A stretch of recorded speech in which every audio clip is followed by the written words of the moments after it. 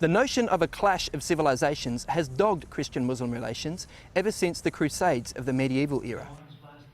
Jerald Whitehouse, who has spent the last 13 years living and/or working with Muslim people, is adamant that Christians need to look through Muslim eyes to better understand what separates us. The whole colonial era, the Muslim feels that Christianity has come into their land on the back of colonialism, on the back of military powers who came in to dominate the Muslim countries. And whether we agree with these as factual or not, they are the perceptions in the Muslim world.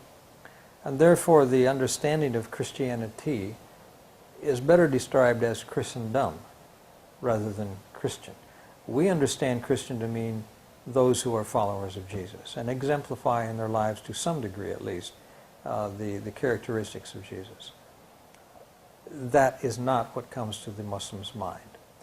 So somehow we have to either... So sorry, what does come to a Muslim's mind when they hear the word Christian? Here is a person who wants to dominate Islam, who is a crusader, in other words, who utilizes force and power to somehow dominate Islam, who personally is not a true believer in the one God, who believes in three gods because of the Trinity, who is generally materialistic, who is associated with some of the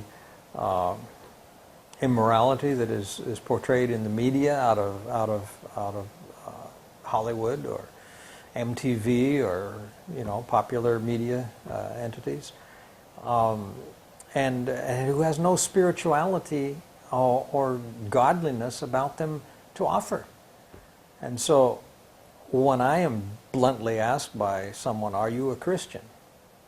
I don't choose to answer that directly.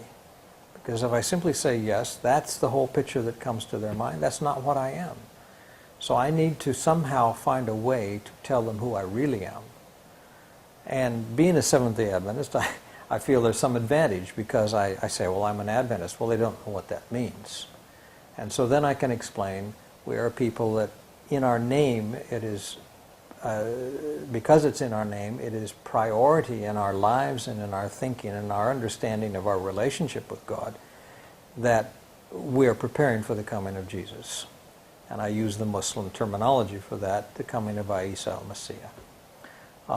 So in that way I can begin to describe to them who I really am as a person of faith. This is Kent Kingston reporting for Avondale College.